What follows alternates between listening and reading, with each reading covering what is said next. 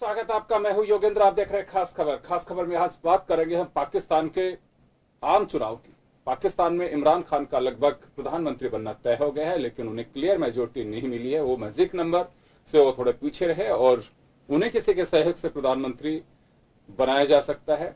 बनेंगे, वो किसका सपोर्ट लेते हैं देखना होगा। कुछ अदर्स भी हैं, लेकिन लार्जेस्ट पार्टी के रूप में उन्हें देखा जा रहा है। उन जो मैजिक नंबर है उससे पीछे हैं वो, लेकिन लार्जेस्ट पार्टी के रूप में वो चुनाव जीते हैं तो उन्हें प्रधानमंत्री बनने का मौका मिल सकता है। उन्हें सेना और आईएसआई का सपोर्ट बताया जा रहा है, लेकिन हिंदुस्तान की राजनीति पे, हिंदुस्तान के संबंधों पर इमरान खान के प्रधानमंत्री बनने के बाद किस तरह का असर दिखेगा, ये बड़ा सवाल है। तो हम बात करेंगे इसी मुद्दे को लेकर के। हम पहले आपको मजमून दिखाएंगे और उसके बाद में लौटेंगे हमारे पैनलिस्ट के साथ। हमारे साथ जो विदेश मामलों के जानकार हमारे डॉक्टर करोड़ी सिंह जी और डॉक्टर करमवीर सिंह, जो विदेश की स्थितियों को बहुत बारीकी से जानते हैं, आपके साथ हम शेयर करेंगे। और एक बार मजमून सुनिए, फिर हमारे पैनलिस्ट से मुखातिब होंगे। 14 अगस्त 1947 को अस्तित्व में आए भारत के पड़ोसी देश पाकिस्तान को एक बार फिर से नया प्रधानमंत्री मिलता हुआ नजर आ रहा है। क्रिकेट से राजनीति में आए इमरान खान का प्रधानमंत्री पद के लिए सबसे मजबूत दावेदार उन्हें माना जा रहा है। इमरान की पार्टी पीटीआई भी इन चुनावों में सबसे बड़ी पार्टी बनकर उभरी है। इस जीत में पाकिस्तान की फौज का बड़ा हाथ बताया जा रहा है। उन पर फौज के साथ मिलकर राजनीति करने के आरोप लग रहे हैं। प्रधानमंत्री बनने के बाद भारत को लेकर उनका रुख क्या होगा, ये जग जाहिर है, क्योंकि भारत को लेकर इमरान खान काफी भड़काऊ बयान देते रहे हैं। जब भी छोटा सा कोई धमाका होता है हिंदुस्तान में, सबसे पहले अभी तफ्तीश भी नहीं होती, सारी उंगलियां पाकिस्तान पे। अब जो कश्मीर में किया, कश्मीर में जो हुआ है, ये कहना कि पाकिस्तान कश्मीर में करवा रहा है, इससे बड़ा झूठ क्या हो सकता है। कश्मीर के लोग तंग आ गए। 26 साल हिंदुस्तान की फौजें कश्मीर में हैं। इमरान खान कुछ मामलों में पीएम मोदी की तारीफ तो करते हैं, लेकिन भारत और पाकिस्तान के रिश्तों की बात जब आती है तो इमरान के तेवर काफी तल्ख होते हैं। वे अपने भाषणों में भारत विरोधी भावनाएं भड़काते हैं। वे हर बार पाकिस्तान की फौज की ताकत का जिक्र करते हैं और यूएन रेजोल्यूशन के जरिए कश्मीर समस्या को सुलझाने की बात भी करते हैं। इमरान खान की जीत भारत के लिए कई चिंताएं लेकर आई है। इमरान पर अपने ही देश में उदारवादी और विरोधी पार्टियों ने तालिबान खान होने का आरोप लगाया है। पाकिस्तान में विदेश नीति पर हमेशा से सेना का दखल रहा है। जब भी शांति की प्रक्रिया चली है, तब पाकिस्तान की ओर से सीज फायर का उल्लंघन हुआ है या हमला हुआ है। पाकिस्तान में मुशर्रफ के बाद सैन्य शासन तो नहीं आया, लेकिन पीछे से सेना सत्ता का रिमोट अपने हाथ में रखती है। इस सरकार को देखते हुए भारत के लिए परेशानी बढ़ती नजर आ रही है, क्योंकि उन इमरान खान से बात करना जिनके पीछे सेना खड़ी है, शांति प्रक्रिया की बात करना भी एक चुनौती है। ब्यूरो रिपोर्ट, जन टीवी न्यूज।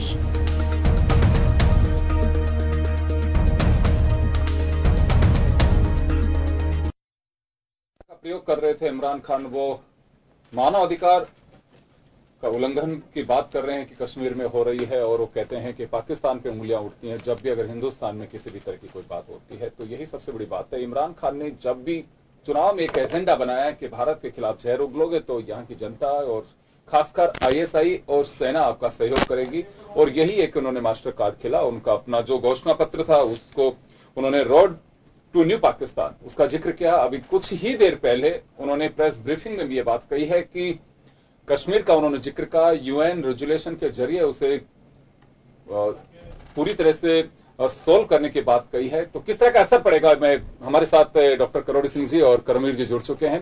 डॉक्टर साहब, करोड़ी सिंह जी से मैं पहले जानना चाहूंगा, आपने सुना भी इमरान खान क्या कह रहे थे। सरकार बनने वाली है वहां पे, इमरान खान का प्रधानमंत्री बनने के बाद किस तरह का असर देखा जा सकता है भारत की राजनीति पर?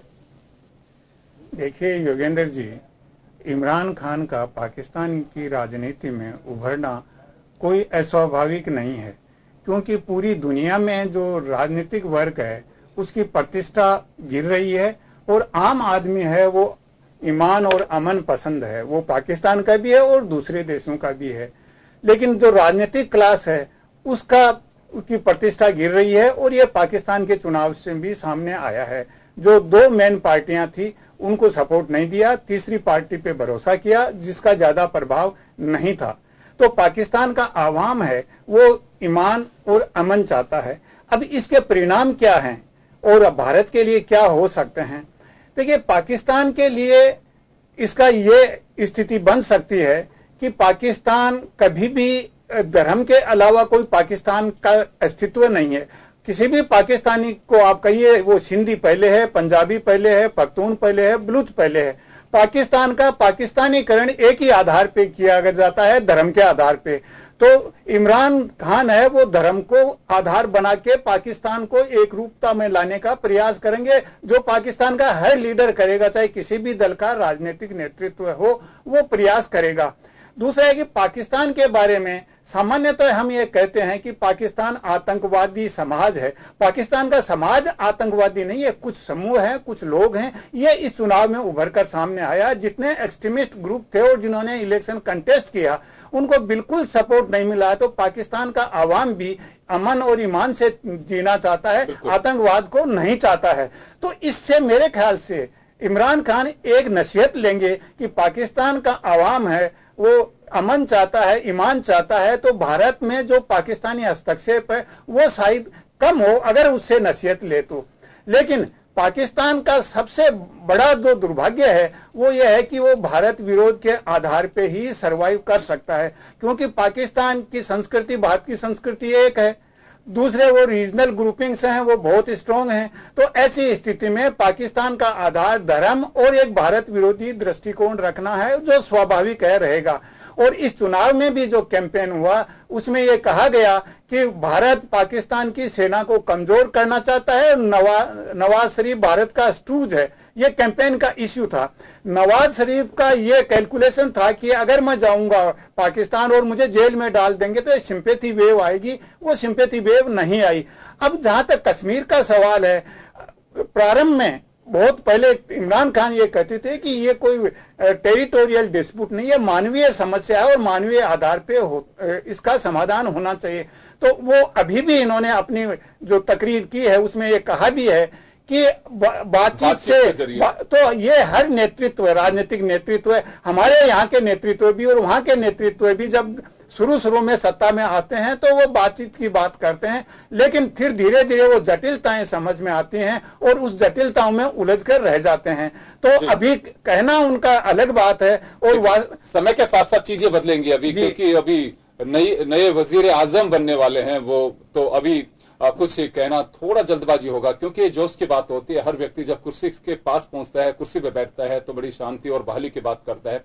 उन्होंने जो अपनी स्पीच में जो बात कही है मीडिया के साथ में, उन्होंने कहा कि यतीम और गरीब मजदूर ऐसे लोग हैं, हमें उनका हुनर जो हम काम में ले सकें। 2.5 करोड़ बच्चे आज भी ऐसे हैं जो स्कूलों से दूर हैं, उन्हें हम मूल धारा में लेकर के आ सके। बातें बड़ी अच्छी कर रहे हैं इमरान खान, लेकिन ये देखना होगा कि मूल धारा में पाकिस्तान आ पाता है कि नहीं आ पाता है, क्योंकि जिस तरह की तस्वीर सामने आती है पाकिस्तान की, एक हाथ में गन होती है, दूसरे हाथ में ये दिखाई देता है कि बिल्कुल वहां पे आर्थिक तंगी। उन्होंने स्वीकार भी किया इस बात को कि हम आर्थिक तंगी की दौर से गुजर रहे हैं, करप्शन कैंसर की तरह फैला हुआ है, उसे सबको खात्मा करना होगा। लेकिन दो चीजें उन्होंने कही है कि हमें चाइना के साथ में हमें मजबूत संबंध और बनाने हैं, क्योंकि हमारे यहाँ पे इस वक्त रोजगार की आवश्यकता है और चाइना हमारी इसमें बड़ी मदद कर सकता है। हिंदुस्तान का, अफगानिस्तान का भी उन्होंने जिक्र किया। मैं करमवीर जी के पास में जाना चाहूंगा। करमवीर जी, इलेक्शन से ठीक पहले आईएसआई और सेना का बहुत जिक्र किया करते थे। मिस्टर बाजवा जो वहां के आर्मी चीफ हैं, उनका भी कई बार उन्होंने जिक्र किया। तो क्या माना जाए कि एक सत्ता की कुर्सी हथियाने के लिए एक मास्टर स्ट्रोक खेला इमरान खान ने, क्योंकि वहां सेना और आईएसआई का बड़ा दखल है? जी बिल्कुल सही कहा आपने। अगर आप इलेक्शन कैंपेन देखें इमरान खान का, तो 5 जुलाई के एक रैली में भी उन्होंने ये बात कही थी कि जब उनसे एक इंटरव्यू में भी उसी दिन उनसे पूछा गया था आर्मी का रोल क्या रहेगा, कितना इंटरफेयर वहां के पॉलिटिक्स में, तो उन्होंने आर्मी का बचाव किया। कहा कि पाकिस्तान में आर्मी का इंटरफेयर तभी हुआ है जब जो पॉलिटिशियन वो इतने करप्शन में डूब जाते हैं और उसकी वजह से एक पावर वैक्यूम क्रिएट हो जाता है, जनता का भरोसा उठ जाता है। इसलिए उस जनता के भरोसे को कायम रखने के लिए मिलिट्री को आना पड़ता है। सो मजबूरी है मिलिट्री की आना हुआ, यानी कि वो मिलिट्री को दोष नहीं दे रहे हैं कि वो सत्ता हथिया लेते हैं, तख्ता पलट कर देते हैं, वो बचाव करते हैं। और उन्होंने उदाहरण दिया कि परवेज मुशर्रफ ने नवाज शरीफ को हटा करके खुद सत्ता में इसलिए आए क्योंकि वो करप्शन में डूबे हुए थे।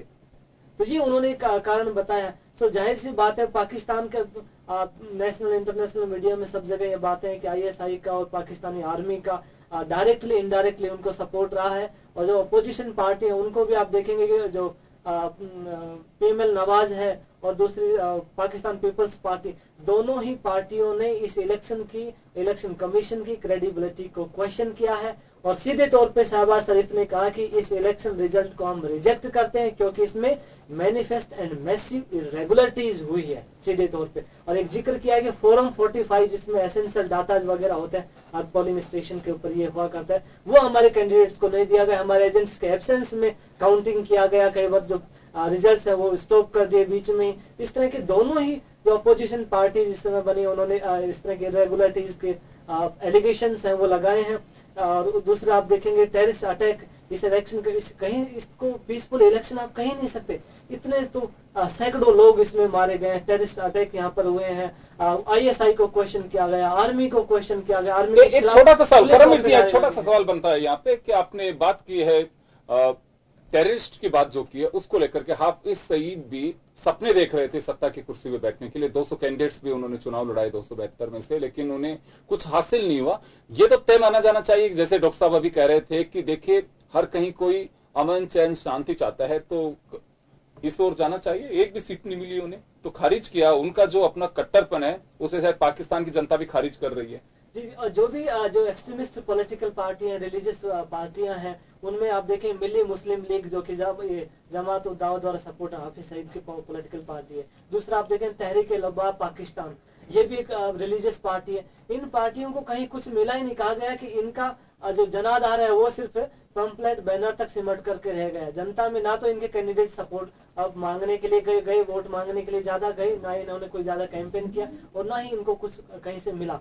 लेकिन आप देखें बाईपुर इलेक्शन जब हुए जिसमें नवाज शरीफ के वाइफ ने कंटेस्ट किया इलेक्शन, उसमें 5000 वोट इस जमात उद दावा द्वारा सपोर्टेड पॉलिटिकल पार्टी को मिले थे, लेकिन ये जनरल इलेक्शन में उनको वोट नहीं मिले। सो एक तरह से इन एक्सट्रीमिस्ट पार्टियों का भी सफाया हुआ है। यहाँ एक चीज मैं जानना चाहूंगा कि पिछले दिन एक चर्चा थी कि हाफिज सईद की थोड़ी कमर टूट रही है फंडिंग की वजह से। कहीं ऐसा पासा तो नहीं खेला उन्होंने कि वाया इलेक्शन कुछ फंडिंग कर सकें और अपने आतंकी नेटवर्क हैं हक्कानी और ये सब लोग मिल करके इसी तरह से वापस से खड़े हो सके, क्योंकि पैसे की वजह से बहुत इनके उस पे अपने नेटवर्क पे असर पड़ रहा है। कहीं ये कोई नया सगुफा तो नहीं छेड़ा कि लोगों से हम पैसे इकट्ठे कर सकते हैं और हमारे नेटवर्क को और फिर अंजाम दे सकते हैं वाया पॉलिटिक्स? ये बिल्कुल सही कहा आपने, क्योंकि जिस तरह से अंतर्राष्ट्रीय समुदाय पाकिस्तान के ऊपर प्रेशर डाला है कि मनी लॉन्ड्रिंग में इन सब में ये बहुत टेररिस्टों को मनी का सप्लाई करता है, तो इसको लेकर के वो एक लिस्ट में उन्हें ब्लैक लिस्ट में डाला भी गया है पाकिस्तान को। तो इसकी वजह से भी एक मान सकते हैं कि उस पर शिकंजा कसा गया। लेकिन मुझे लगता है कि दूसरा कारण ये भी एक मान सकते हैं आपकी पाकिस्तानी आर्मी का कहीं उसे सपोर्ट नहीं मिला, क्योंकि उसे लग रहा था कहीं ना कहीं आर्मी उसे क्योंकि सपोर्ट करेगी। वो इंडिया का हमेशा एंटी रहा है और पाकिस्तान की आर्मी सब कुछ पता है कि वो हमेशा एंटी इंडिया एक्टिविटीज में इन्वॉल्व रही है। वो हाफिज सईद को हमेशा एक टूल की तरह इस्तेमाल करती रही है। लेकिन एक पॉलिटिकल पार्टी के रूप में पाकिस्तान आर्मी ने उनको सपोर्ट नहीं किया, एक साइडलाइन करके रखा। उन्होंने इमरान खान को सपोर्ट किया, उससे ज्यादा उचित समझा। सो आर्मी का रोल आप कह सकते हैं कि निर्णायक रहा है वहां की पॉलिटिक्स में, और इसी वजह से इलेक्शन कमीशन पर सभी के ऊपर उसको क्वेश्चन किया गया है। लेकिन आप देखेंगे कि ये अनफॉर्चुनेटली कहा जाएगा कि इतना टेररिस्ट अटैक, इतना सब कुछ इलेक्शन रिगिंग की खबर सबके बावजूद भी यूरोपियन यूनियन ने कहा कि ये ज्यादा सेटिस्फैक्टरी इलेक्शन है। It's better than 2013 election. पिछला जो इलेक्शन है उससे भी बेटर इसको बता दिया गया। लेकिन दुनिया जानती है साउथ एशिया में इस तरह का डेमोक्रेटिक ट्रांजिशन नहीं होता, इतना ये आप ब्लडी एक ट्रांजिशन बोल सकते हैं। ये मुझे लगता है कि पहली मर्तबा ऐसी चीजें भी सुनने को मिली हैं कि जो रिपोर्ट्स और एजेंसीज की जो खबरें आ रही थी कि इलेक्शन का जो मतदान हो रहा था उस दरमियान 1000 वहां पे ताबूत बनवा दिए गए कि पता नहीं किसके कहां को आवश्यकता पड़े, कफन के ऑर्डर दे दिए गए थे, उनके बल्क में उसकी खरीद हुई है। तो मुझे नहीं लगता है कि दुनिया के किसी कंट्री में इस तरह का होगा कि आप इलेक्शन के दौरान लोग बुके तैयार करवाते हैं, लड्डू तैयार करवाते हैं कि हमारी पार्टी जीतेगी, लेकिन वहां ताबूत तैयार करवाते हैं कि पता नहीं किसको इसमें बैठना पड़े। खैर चलिए, अब उनका इंटरनल सिक्योरिटी से जुड़ा मुद्दा है। एक बार फिर मैं डॉक्टर साहब के पास में जाना चाहूंगा। डॉक्टर साहब, मैं आपके पास आना चाहूंगा और मैं जानना चाहूंगा, मैं सुन रहा था इमरान खान को तो कह रहे थे कि प्रधानमंत्री हाउस जो यानी कि पीएम हाउस है वो महल जैसा है, हमारे वजीर जो हैं उनके बड़े हाउसेज जो बने हुए हैं, गवर्नर हाउस जो बने हुए हैं, या तो हम जाकर के वजीर जो लॉन्स हैं, मिनिस्ट्री जहां पे मिनिस्टर्स रहते हैं, वहां जाके कोई छोटी जगह में रहना शुरू करेंगे और किसी एजुकेशनल इंस्टीट्यूट के लिए हम इसको काम में लेंगे पीएम हाउस को। इसी तरह से जो गवर्नर हाउसेज हैं वहां उन्हें कहीं छोटी जगह दिलवाई जाएगी जिसमें कोई कैबिनेट मंत्री रहते हैं उस टाइप की, और इनको होटल्स या ताकि पैसे अर्न कर सकें और गरीबों के काम आ सके।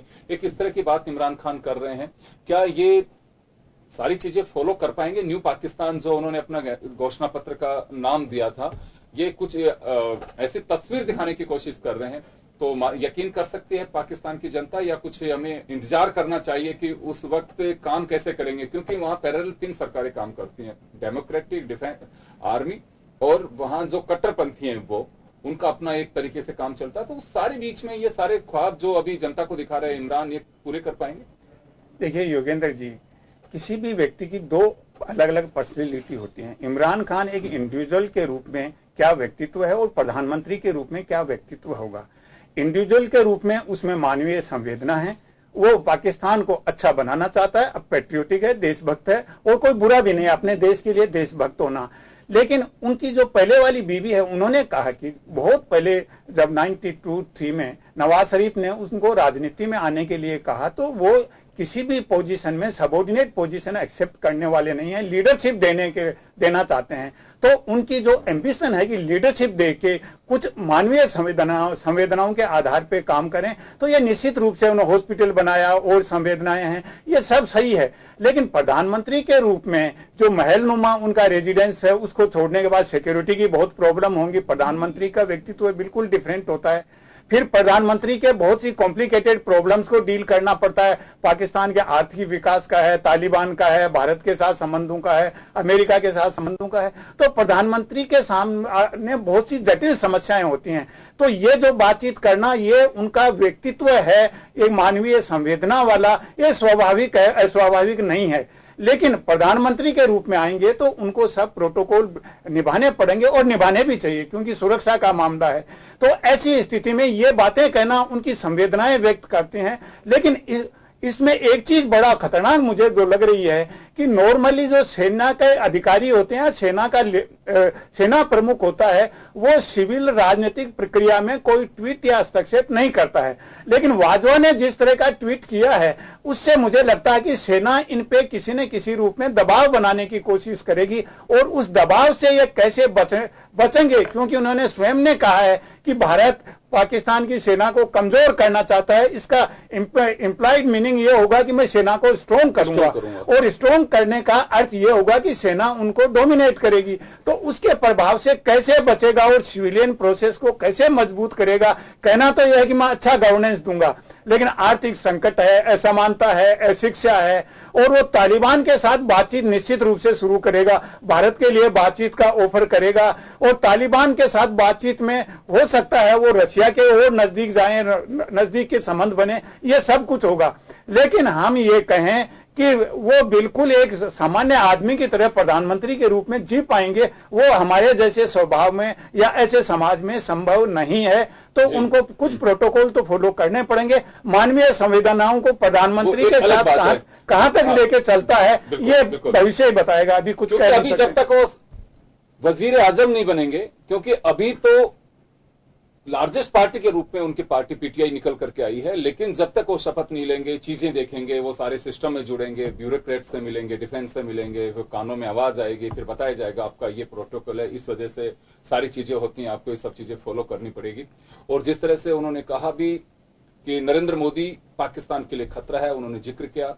और दूसरी बात एक बार और कहना चाहूंगा, अक्सर ये बात आती है कि हिंदुस्तान के साथ पाकिस्तान के कई युद्ध हुए, वहां की सेना हमेशा हारती रही, और मुझे लगता है कि आज तक भी उस हार को पचा नहीं पा रहे हैं।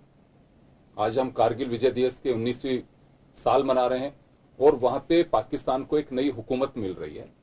2 बातें हैं यहां पे, लेकिन पाकिस्तान की आर्मी, हुकूमत कोई भी हो, उस हार को पचा नहीं पाती। करमवीर सिंह जी के पास में जाना चाहूंगा। करमवीर जी नए पाकिस्तान का जिक्र तो कर रहे हैं, लेकिन पाकिस्तान की आर्मी अपनी ज्यादातर एनर्जी हिंदुस्तान के खिलाफ साजिश रचने में या फिर सीज फायर का वायलेशन करने में इन्हीं सब चीजों में उलझी रहती है। उनके लिए हिंदुस्तानी एक बड़ा चैलेंज और हिंदुस्तानी एक बड़ा असाइनमेंट के रूप में होता है।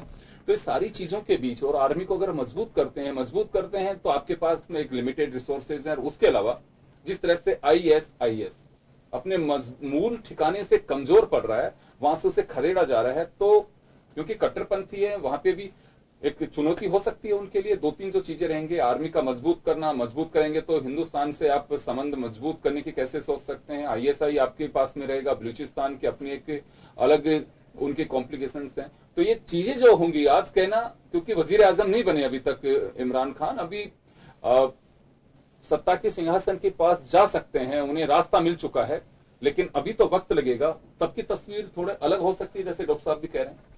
जी बिल्कुल। पाकिस्तान की आर्मी के लिए ये जग जाहिर है कि एंटी इंडिया प्रोपेगेंडा उनका जीने का एक आधार आप मान सकते हैं। उसी के ऊपर वो पूरी तरह से टिके हुए हैं कि भारत से हमें खतरा है, इसलिए आर्मी को यहाँ पर स्ट्रॉन्ग कीजिए। कारगिल वार का आपने जिक्र किया, उस समय भी नवाज शरीफ को उन्होंने नजरअंदाज करके भारत पर अटैक किया और उस नतीजा आप जानते हैं कि नवाज शरीफ को का तख्ता पलट हुआ, उसे पाकिस्तान से भागना पड़ा और परवेज मुशर्रफ वो सत्ता में आए और लोगों ने उसे एक्सेप्ट भी कर लिया, क्योंकि उन्होंने कहा कि मैं भारत के खिलाफ जो है पाकिस्तान को बचाना चाहता हूँ, उसको और मजबूत करना चाहता हूँ। इस इलेक्शन में भी आप देखेंगे कि इलेक्शन कैंपेन के दौरान भी इमरान खान ने जब पूछा गया कि क्या आप मानते हैं कि आने वाले समय में पाकिस्तान की आर्मी का यहाँ की राजनीति में हस्तक्षेप बना रहेगा, तो उन्होंने कहा कि आर्मी हमारे देश का जो सिस्टम उसका एक इम्पोर्टेंट कंपोनेंट है और जब भी कोई सिक्योरिटी इश्यूज आएगा, इस तरह का सिचुएशन क्रिएट होगा, तो जाहिर तौर पे पाकिस्तान आर्मी का रोल वहां पर उसे नजरअंदाज नहीं कर सकते, उसका इन्वॉल्वमेंट है वो बना रहेगा। यानी कि उन्हें नकारा नहीं है कि आप डेमोक्रेटिक गवर्नमेंट है, वो कोई डिसीजन लेगी, वो कोई डायरेक्शन देगी पाकिस्तानी आर्मी को कि क्या आपको करना है क्या नहीं करना है। तो सीधे तौर पे उन्होंने ये मान लिया है कि भारत से संबंधित कोई मसला हो, सिक्योरिटी से रिलेटेड कोई इश्यूज हो, इनके ऊपर पाकिस्तान की आर्मी का ही फाइनल डिसीजन माना जाएगा। हाँ, पाकिस्तान की आर्मी अगर वहां पावरफुल रही, अगर ऐसे बनी रही, जाहिर सी बात है कि भारत विरोधी गतिविधियों में इजाफा होगा। इसकी वजह से कट्टरपंथियों को सपोर्ट किया जाएगा, एंटी इंडिया एक्टिविटीज को प्रमोट करते हुए टेररिस्ट एक्टिविटीज और हो सकती है, ऐसे में सीमा के ऊपर तनाव और बढ़ाया जा सकता है। लेकिन इमरान खान दूसरी तरफ कहते हैं कि भारत के साथ वो अच्छे रिश्ते चाहते हैं, लेकिन नवाज शरीफ ने खूब कोशिश किया, फिर भी वो नहीं कर पाए। एक टूल की तरह मोदी ने उन्हें इस्तेमाल किया और कहा कि मोदी गवर्नमेंट ने एक aggressive anti Pakistan posture adopt किया हुआ है, वो उन्हें छोड़ना पड़ेगा, तब हम उनके साथ बातचीत कर सकते हैं। तीसरा पॉइंट आप देखेंगे चाइना को लेकर के ना बड़े संभल के उन्होंने बातें कही है। कहा कि चीन के साथ अच्छे रिलेशन रखेंगे, लेकिन चाइना पाकिस्तान इकोनॉमिक प्रोजेक्ट जो कि लगभग $62 बिलियन चाइना उसमें इन्वेस्ट कर चुका है, उसको लेकर के उन्होंने एक ऐसा स्टेटमेंट दिया है कि चीन को भी चिंता होने लगी। उन्होंने कहा कि CPC कई प्रोजेक्ट्स में इनमें लैक ऑफ ट्रांसपेरेंसी है, पारदर्शिता का अभाव है और करप्शन है।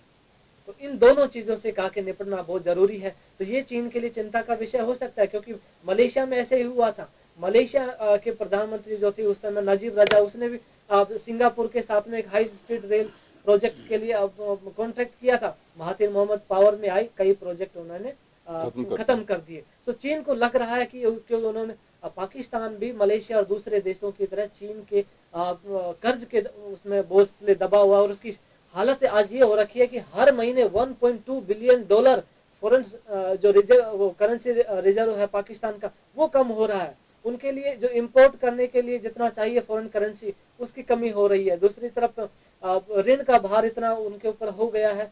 तो इन सब की वजह से पाकिस्तानी जो इकोनॉमी है वो क्राइसिस में समय चल रही है। तो इन सब चैलेंज को कैसे फेस करेंगे इमरान खान और पाकिस्तान आर्मी के साथ कैसे डील करेंगे, एक मुद्दा। बिल्कुल, इमरान खान बहुत अच्छे एक इंसान हो सकते हैं और बने भी वो, क्योंकि अगर वहां शांति बहाली रहेगी तो निश्चित रूप से पड़ोसी मुल्क पे भी उसका असर पड़ता है। अगर पड़ोसी के यहाँ की खटपट होती रहती है तो निश्चित रूप से आवाज हमारे तक भी पहुंचती है। लेकिन इमरान खान कितने दिन तक अपनी ये सादगी, अपनी मासूमियत, अपना जो एक कहें कि एक विकसित पाकिस्तान के रूप में वो देखना चाहते हैं, उनके जो सपने हैं वो यतीम, गरीब, मजदूर, किसान, सबके बेवा, उनके बारे में जो सोच रहे हैं वो पाकिस्तान में, लेकिन एक दूसरे कद के पैरेलल जो रास्ते निकलते हैं लोकतंत्र के साथ साथ, वो निकलते हैं कट्टरपंथियों के और सेना के। उनके साथ में कैसे उनका तालमेल होगा, क्योंकि मास्टर स्ट्रोक इस तरह का खेला था उन्होंने इलेक्शन के दरमियान। न्यू पाकिस्तान का एक विजन उन्होंने युवाओं को दिखाया, लेकिन साथ में ही वहां के जो लोग हैं, वहां की सेना है, वहां की खुफिया एजेंसीज हैं, कट्टरपंथी हैं, वो हिंदुस्तान के खिलाफ जहर उगलना भी पसंद करते हैं। इमरान खान ने वैसा ही किया, चाहे नरेंद्र मोदी को निशाने पे लिया हो, चाहे कश्मीर के मसलों को लिया हो। और यही बड़ी वजह रही कि वो वजीर आजम का वो रास्ता उन्होंने जो चाहते थे वो साफ भी होता दिखाई दे रहा है। लेकिन अब कितनी चीजें वो बर्दाश्त कर पाएंगे, कितनी चीजों को वो टेंशन फ्री होकर के काम कर पाएंगे, और कितनी जो बातें कह रहे हैं उन्हें इंप्लीमेंट कर पाएंगे, ये सब देखने वाली बात होगी। तो चलिए, हम खास खबर में आज इतना ही, और आप सभी का बहुत बहुत शुक्रिया। दीजिए इजाजत, नमस्कार।